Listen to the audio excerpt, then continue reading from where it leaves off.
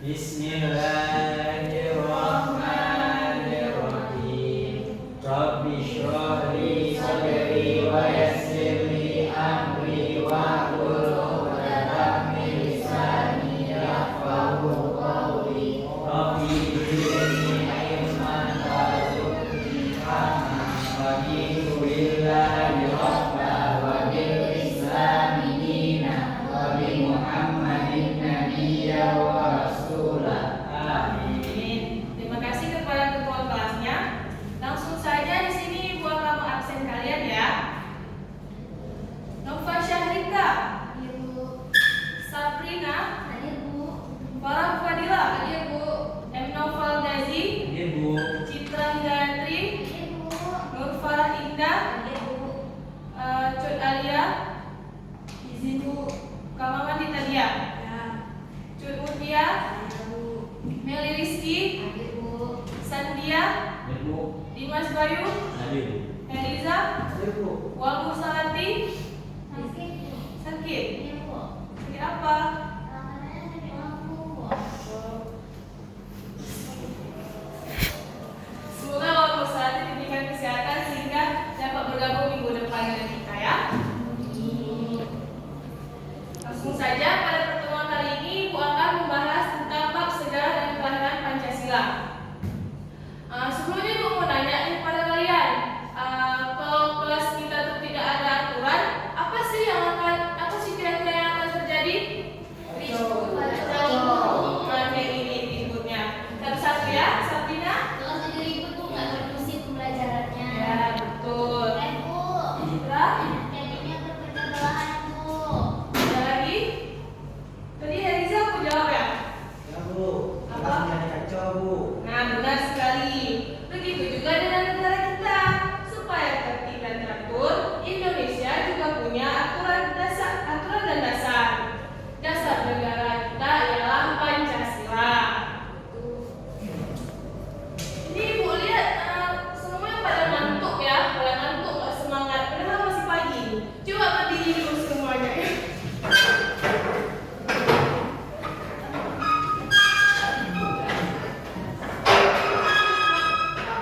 Ikuti apa Ibu ya.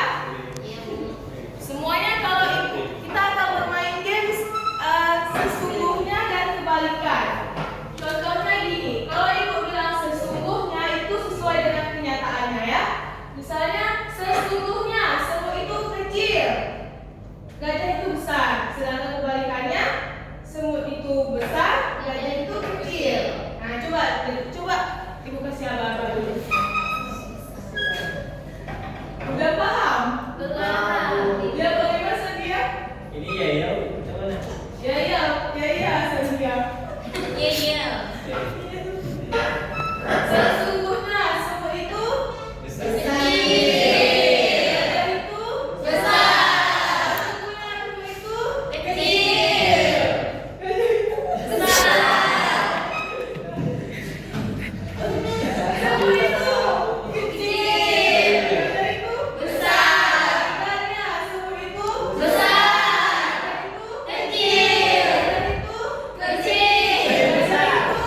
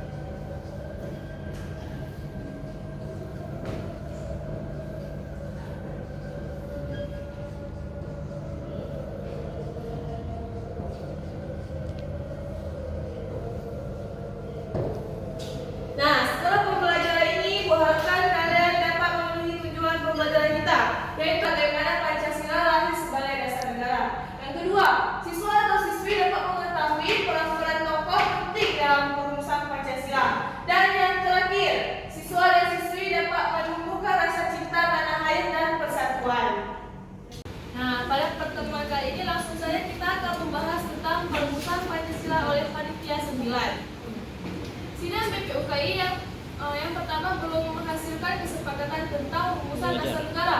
Akan tetapi, pidato Insinyur Soekarno pada 1 Juni 1945 mempunyai arti yang sangat penting karena dapat mengintegrasikan seluruh pandangan anggota BPUPKI menjadi suatu kesatuan yang utuh. Juga disampaikan dengan retorika yang kuat. Setelah berakhirnya sidang BPUPKI yang pertama, dibentuklah panitia kecil yang terdiri atas 8 orang, yaitu yang diketuai oleh Insinyur Soekarno. Yang diketuai siapa anak-anak? Insinyur Soekarno. Nah, panitia ini bertugas mengumpulkan asal-usul para anggota BPUPKI serta merumuskan Pancasila sebagai dasar negara berdasarkan pidato yang disampaikan oleh Insinyur Soekarno.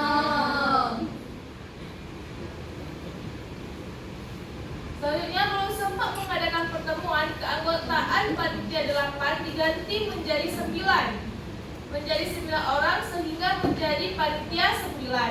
Penggantian ini dilakukan untuk menghadirkan komposisi keanggotaan panitia yang lebih mewakili dinamika pembahasan tentang dasar negara dalam sidang PPUKI pertama tersebut, yang mempresentasikan golongan nasional, religius, dan Islamis nasionalis. Panitia 9 yang menggantikan panitia 8 beranggotakan 4 golongan nasional religius dan 4 orang golongan Islam nasionalis. Sedangkan Insinyur Soekarno sebagai ketua sekaligus penengahnya. Panitia 9 ini pada tanggal 22 Juni 1945 di kediaman Insinyur Soekarno dalam penganggasan nomor berhasil menyepakati rancangan yang di dalamnya terdapat rumusan Pancasila. Insinyur Soekarno menyebut rancangan preambul ini dengan mukadimah. Muhammad Yamin menyebutnya dengan Piagam Jakarta dan Sudirman menyebutnya dengan Gentleman's Agreement. Nah, melalui pembahasan yang demokratis, panitia 9 menyepakati untuk menyempurnakan menjadi sebuah rumusan yang dikenal sebagai Piagam Jakarta pada 22 Juni 1945. Rumusan Pancasila tersebut berbunyi, yang pertama ialah ketuhanan dengan kewajiban menjalankan syariat Islam bagi pemeluk-pemeluknya. Yang kedua ialah kemanusiaan yang adil dan beradab.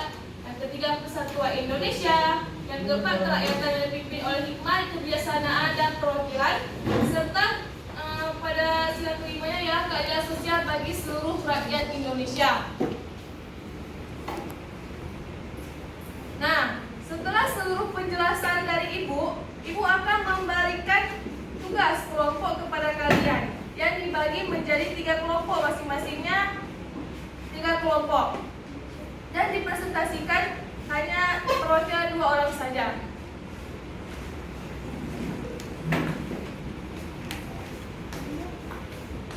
Meli gabung kemari ya. Curiska gabung kemari. Selanjutnya ini kelompok terakhirnya ya. Masing-masing jawab pertanyaannya dengan benar ya anak-anak.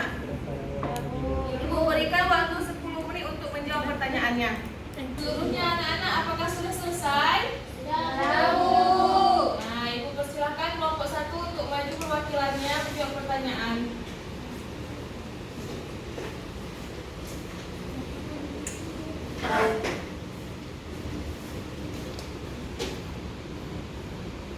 Pertanyaannya, sebutkan tujuan terbentuknya Panitia 9. Panitia 9 dibentuk dengan tujuan untuk merumuskan dasar negara Indonesia yang akan digunakan setelah kemerdekaan. Panitia ini berusaha menyatukan berbagai pandangan dari tokoh-tokoh bangsa, baik golongan nasionalis maupun golongan Islam, agar tercipta dasar negara yang dapat diterima oleh seluruh rakyat Indonesia yang beragam. Melalui musyawarah, Panitia 9 berhasil menyusun Piagam Jakarta sebagai rumusan awal Pancasila, yang kemudian menjadi landasan penting dalam pembentukan UUD 1945 dan arah kehidupan bangsa Indonesia setelah merdeka.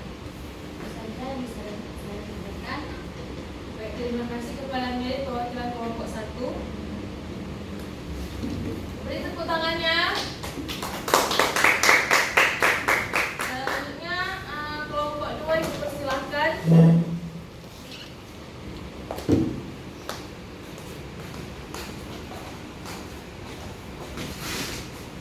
Baik, saya dari kelompok 2 akan mempresentasikan hasil kerja kelompok kami. Pertanyaan pertama yaitu apa isi utama dari Piagam Jakarta yang dirumuskan oleh Panitia 9? Nah, jawabannya isi utama dari Piagam Jakarta adalah rumusan awal dasar negara Indonesia yang kemudian menjadi cikal bakal Pancasila. Rumusan tersebut berisi 5 sila, dengan sila pertama masih memuat 7 kata tambahan, yaitu 1. Ketuhanan dengan wajib menjalankan syariat Islam bagi pemeluk-pemeluknya. 2. Kemanusiaan yang adil dan beradab. 3. Persatuan Indonesia. Yang keempat, kerakyatan yang dipimpin oleh kebijaksanaan dalam permusyawaratan dan perwakilan. Dan 5. Keadilan sosial bagi seluruh rakyat Indonesia. Nah, dan pertanyaan kedua yaitu mengapa sila pertama dalam Piagam Jakarta diubah setelah kemerdekaan? Nah, sila pertama Piagam Jakarta diubah karena 7 kata dengan kewajiban menjalankan syariat Islam bagi pemeluk-pemeluknya menimbulkan keberatan dari kelompok non-muslim setelah kemerdekaan. Untuk menjaga persatuan bangsa yang baru merdeka dan agar dasar negara dapat diterima semua pihak, 7 kata tersebut dihapus dan diganti dengan rumusan yang lebih universal, yaitu ketuhanan yang Maha Esa. Baik, terima kasih Citra perwakilan kelompok 2. Berikan tepuk tangannya. Selanjutnya ibu persilakan kelompok ketiga.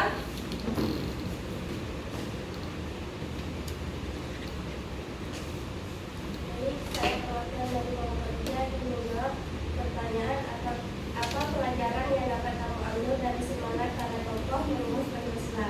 Jawabannya yaitu pelajaran penting yang dapat kita ambil dari semangat para tokoh merumus Pancasila adalah berdasarkan kebijaksanaan dan juga mengutamakan kepentingan bangsa di atas kepentingan pribadi atau golongan. Mereka mau berdiskusi, berdebat, bahkan berkompromi demi menemukan dasar negara yang dapat diterima oleh seluruh rakyat Indonesia yang sama rata. Para tokoh ini juga menunjukkan semangat musyawarah, sikap saling menghargai perbedaan, dan tekad kuat untuk membangun masa depan bangsa bersama-sama. Jadi sikap-sikap inilah yang bisa kita teladani dalam kehidupan sehari-hari, baik dalam belajar, bekerja sama maupun menjaga keharmonisan di lingkungan kita. Baik, terima kasih kepada Nova perwakilan kelompok 3. Berikan tepuk tangannya kepada Nova. Nah, dengan berakhirnya tanya jawab kelompok tadi, Ibu harap seluruhnya sudah mengerti terkait penjelasan mengenai rumusan Pancasila oleh Panitia 9. Nah, siapa yang dapat mengambil kesimpulan dari pertemuan kali ini? Ada yang bisa bantu Ibu jawab? Saya, Bu. Kepada Citra, Ibu persilahkan. Nah, jadi setelah mendengarkan materi hari ini, menurut saya perumusan Pancasila oleh Panitia 9 merupakan langkah penting dalam mempersiapkan dasar negara Indonesia sebelum kemerdekaan. Panitia 9 berhasil merumuskan Piagam Jakarta yang berisi 5 sila sebagai dasar awal Pancasila, hasil dari musyawarah dan kompromi antara berbagai kelompok bangsa. Proses ini menunjukkan bahwa kemerdekaan Indonesia dibangun di atas semangat persatuan, menghargai perbedaan, dan mengutamakan kepentingan bersama. Rumusan inilah yang kemudian menjadi fondasi bagi Pancasila sebagai dasar negara dan pedoman kehidupan bangsa Indonesia hingga sekarang. Nah, benar sekali. Terima kasih kepada Citra. Ibu sempurnakan lagi ya. Nah, secara keseluruhan, perumusan Pancasila oleh Panitia 9 ini menunjukkan betapa pentingnya kebersamaan dan musyawarah dalam menentukan arah bangsa. Melalui proses diskusi yang panjang, para tokoh berhasil menghasilkan Piagam Jakarta sebagai dasar awal negara dan yang mencerminkan nilai-nilai persatuan dan keberagaman Indonesia. Proses ini membuktikan bahwa dasar negara Indonesia lahir dari semangat kerjasama dan